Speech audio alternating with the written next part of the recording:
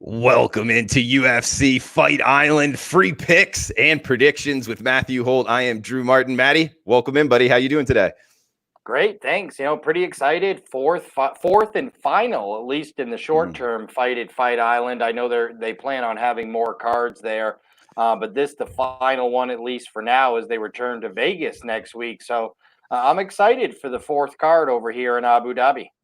Yeah, me too, man. It's we got team sports starting up this Saturday night. Going to be good, guys. It's on ESPN, 5 o'clock Pacific. The main card starting off on ESPN, 2 o'clock Pacific. The prelims will get after it. So we got the main event, then we're hitting the co-main event. Then we got 3 more on the undercard that we will get free plays out to you. So let's not bury the lead here, Matt. We got the main event here in Abu Dhabi, Fight Island.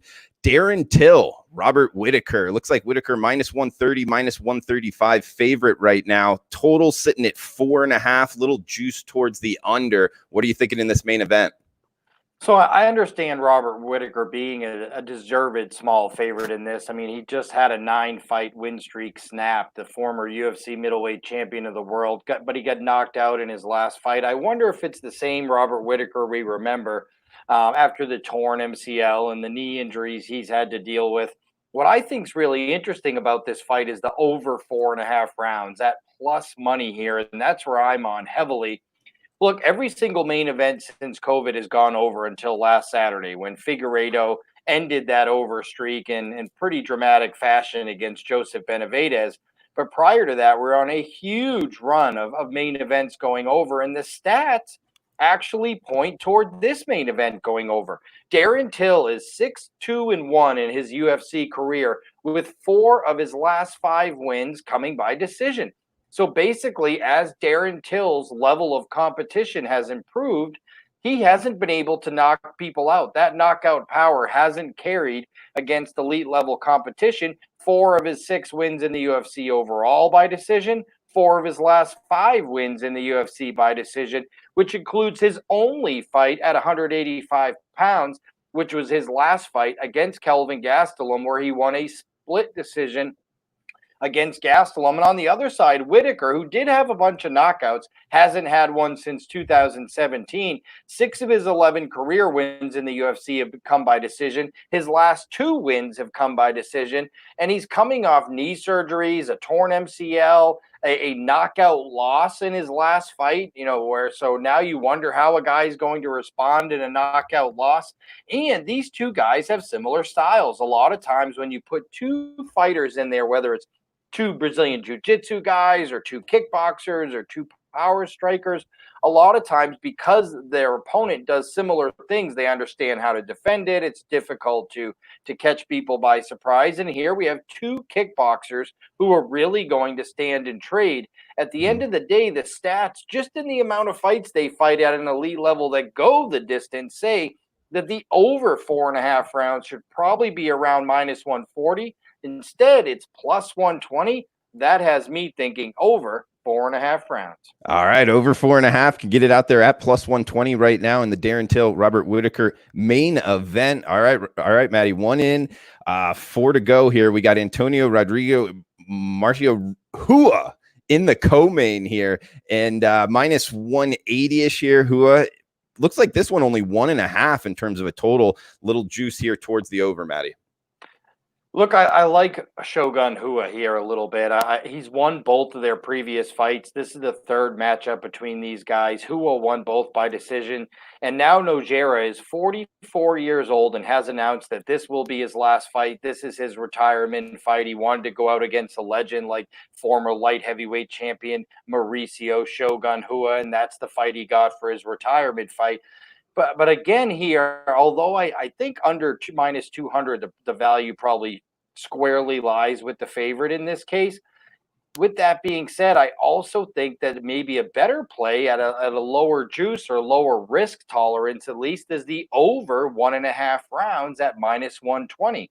7 of the last 11 fights for Rogerio Nogueira have gone to at least round 2. 6 of his last 11 fights have gone to at least round 3. 6 of the last 8 fights for Shogun Hua have gone to at least round 3, and he hasn't had a finish in the first 7.5 minutes of a fight which is basically the over-under here, 1.5 rounds or 7.5 minutes. He hasn't got a win in the first 7.5 minutes of a fight since 2013 versus James Tahuna. So neither one of these guys are quick finishers.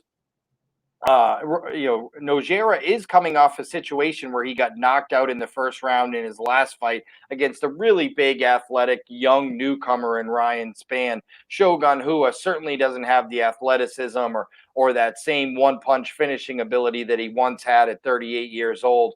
The last time Nogueira got knocked out or finished in the first round was all the way back in 2014 against a Anthony Rumble Johnson in his prime, who might have been the hardest hitter in all of MMA at that point, pound for pound. Look at, again, statistically, a very high percentage. 75% of Shogun Hua's last 8 fights go to at least the third round. And almost 70% of Rogerio Nogueira's fights go to at least the third round. In this case, the stats are basically saying it's a pick 'em to go 7.5 minutes. The stats say that 75% of the time we're at least going to go to round 3. So we're talking 12.5 minutes. In that case, to me, again, the value lies squarely on the over. 2 older guys who are going to be plotting in there. I could certainly see this thing getting into round 3. And for that reason, I'm on the over 1.5 rounds minus 120. And Maddie, just to make sure, it is the larger ring, right? Yeah, so we're using the 30-foot octagon, the same one we've been using in every fight card in Abu Dhabi, not the 25-footer that they've been using in Vegas. So again, even a little more room for these two to move around, although I'm not sure they're going to need it because at 44 and 38 and neither one of them really all that athletic, they're probably going to stand in front of each other quite a bit. I just don't know how much leather is actually going to be exchanged. I think there's going to be a lot of feinting, a lot of slow plodding along, and at the end of the day, we may see a late finish, but I also wouldn't be surprised if for the third straight time, Shogun Hua by decision is the end result. I can see it as well, Maddie. We got Mariana Rodriguez versus Carla Esparza up next here. And this one, a 2.5 total, heavy juice towards the over. And it looks like a minus 175, minus 180 favorite in Rodriguez in this one, Maddie. Yeah, I laid a little bit less, minus 165. It wasn't that long ago, actually, just a couple hours ago on Mariana Rodriguez here. And I really like her in this spot. An interesting stat here for the Abu Dhabi cards. And this is our 4th card now on Fight Island. If you look at all the fights that involved Americans, Americans are 7-14. But if you take away the fights where it's American versus American, then Americans are only 3-10. In 13 fights. That is unbelievable. Yeah. And most of them, it'd be different if you said, well, what were the odds on those fights? Montel Jackson, a minus 250 favorite, lost. Abdul Al-Hassan, a minus 350 favorite, lost. Kelvin Gastelum, a minus 125, minus 130 favorite, got submitted in the first round. Martin Day was a big favorite. Some of these guys didn't just lose, they were favorites in their fights and ended up losing. So something's not going right for Americans in Abu Dhabi. And is it the time difference? The fact that when we're watching the fights here, it's 4 a.m. or 5 a.m. there, and they haven't adjusted to that time difference. Is it the heat? Is it the atmosphere? Is it the food? I'm not sure what it is, but Americans are massively underperforming to expectations on Fight Island. And this is another one of those situations where we have an American versus a non-American fighter. And the non-American fighter in this case has put on a heck of a display lately, Mariana Rodriguez. And we talk about wins aging well in MMA all the time, that every win isn't created equal, but look at her wins lately. Just 2 fights ago, she beat and handled Tecia Torres easily. Well, Tecia Torres looked amazing in winning her last fight. And her last fight was a draw against Cynthia Cavallo, who won the only women's main event fight since COVID started, a 5-round decision over Jessica I, in which Cynthia Cavallo is probably the next 125-pound title challenger now. Marina Rodriguez is 12-0. She's never been beaten. She's been in there with some of the best fighters in the world, including Cynthia Cavallo, Tecia Torres, who she beat, Jessica Aguiar, the former Invicta champ, who she beat.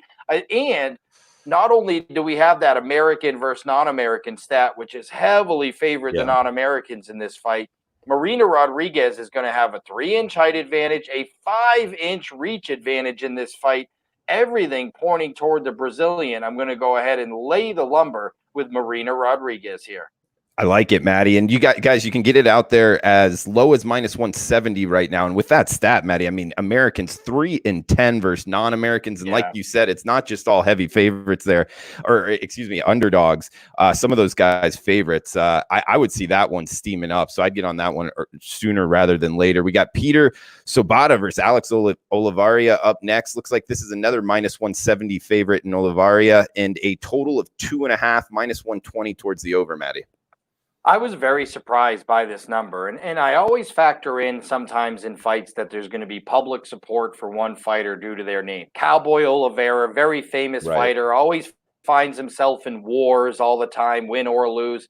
But his kryptonite, to me, this is a strength versus weakness fight. His kryptonite has always been grapplers and submission guys. Even in fights where he's winning against like Gunnar Nelson, he finds a way to get engaged and get submitted.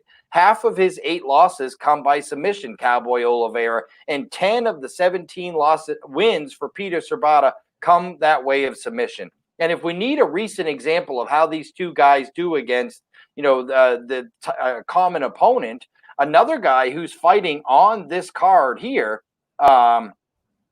Nicholas Dalby, that's who it is. Nicholas Dalby, who is a -250 favorite on this card, fought both of these guys recently within the last 3 fights. Peter Sabata handled Nicholas Dalby fine. Cowboy Oliveira not lost to Nicholas Dalby 2 fights ago. So at the end of the day, they have a common opponent recently. Sabata beat him. Oliveira failed and lost to him. And at the end of the day, Sabata's strengths are Cowboy Oliveira's weaknesses.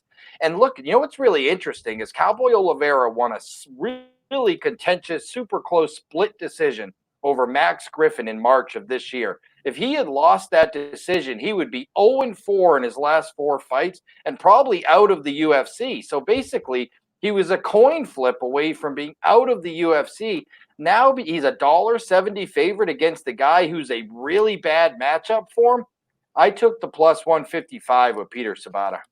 All right, liking the underdog in that one. And we got one more here for you guys. We got Mike Grundy here, another big underdog versus Mozar Avoli. I'm not sure on that name, Maddie. I haven't seen this guy fight yet. Okay, he's a -180 favorite here. What are you seeing in this one? So this is another one of these cases where we just saw our young grappler last week who's going to be fighting again this week on this card, which is pretty amazing. In Kazmat Chimaev, who's -1200 on this card. And I think once people saw that, they saw, wow, remember how dominating those grapplers can be when they get people down. And I think Evloev's getting a little bit of that residual love here for grapplers. At the end of the day, he's 12-0, mostly fought on the regional circuit in Russia. His wrestling is amazing. But that's about all he has. His striking's really raw. It certainly hasn't got to an advanced level yet. I'm not sure he's even a great submission artist yet. He just has this amazing wrestling base, really young and athletic 26-year-old. But on the other side, Mike Grundy's a guy who is known as the best, maybe second or third best wrestler in all of England the last couple of years, fighting in the Cage Warriors promotion, with the best promotion over there in England. A lot of people said he made unbelievable strides in his striking. So the UFC signs him. They bring him in his first fight against Niramani, and he knocks out Niramani in the second round in an absolutely amazing performance. And we're like, wow, this guy's really putting it together here. And sometimes we talk about with MMA fighters, it takes them a little while to develop the whole skill set. And I think Grundy has it. So if Grundy's wrestling can hold up here, as historically it has, as it's been his strength, if he could just use it defensively to keep this fight standing, at least defend off some of those takedowns, he's probably going to chop up Evloev on the feet. All of a sudden, if the wrestling can negate each other, which it's very possible that they could. I mean, Grundy's a great wrestler. He's on an 8-fight win streak. He's going to chop him up on the feet. We get +170 with him. Give me the British guy, Mike Grundy. All right, Grundy. I was worried that he might be American there. I wasn't 100% No, sure. no. Okay, not going against that trend of 3 and There is 10 Americans. another American versus non-American on the card, and it's Collier versus Aspinall. And Okay. it's a British guy against an American. And I'll tell you what, Aspinall might be a play you want to consider, especially for those people that like building parlays in some of these combat sports. Aspinall, you're going to have to lay around $2 in it. But he's the bigger guy. He stands at 6'5". He's huge. He's a knockout artist. And Collier is moving up from light heavyweight to heavyweight. This is a guy who wasn't the best light heavyweight in the world. He's going to probably be giving up 30, 35 pounds in this fight, and it's going to show in their bodies. One's a huge heavyweight. One's a career light heavyweight, making his first move up to heavyweight. And you have that American versus non-American 3 and 10 stat on your side. If you're looking for a parlay builder, Tom Aspinall might be one to throw in. Okay, that might be a look there too, Matty. But for the record, we're going 5 fights here. Grundy plus 175, Sabata plus 155, Rodriguez minus 170. The over in both the co-main and the main. The co-main is over 1.5 minus 120, and the main event over 4.5 plus 120. Is that right, Matty? That's it. That's me, my man. All right, buddy. What else you got going on? Anything else you want to shout out? No, that's it. It's a lot of exciting stuff happening right now. And, look, as more and more of these states become legal, we just get busier and busier. It's a fun time. So happy that baseball's back, NHL and NBA next week. We're really excited. We just started working with some NHL teams this week, and we're going to be doing a free trial with 4 different NHL teams during the playoffs, and we're really excited to see how that goes. Cool. Well, good stuff, man. One of the great guys in this industry, obviously knows his MMA guys. Give him a follow on Twitter at Matthew Holt USI. There with US Integrity, former MMA odds maker, actually odds maker all over, right, Matty, at CG Technology? Yeah, glad I have those days behind me. Too much stress. Yeah, a lot of work there.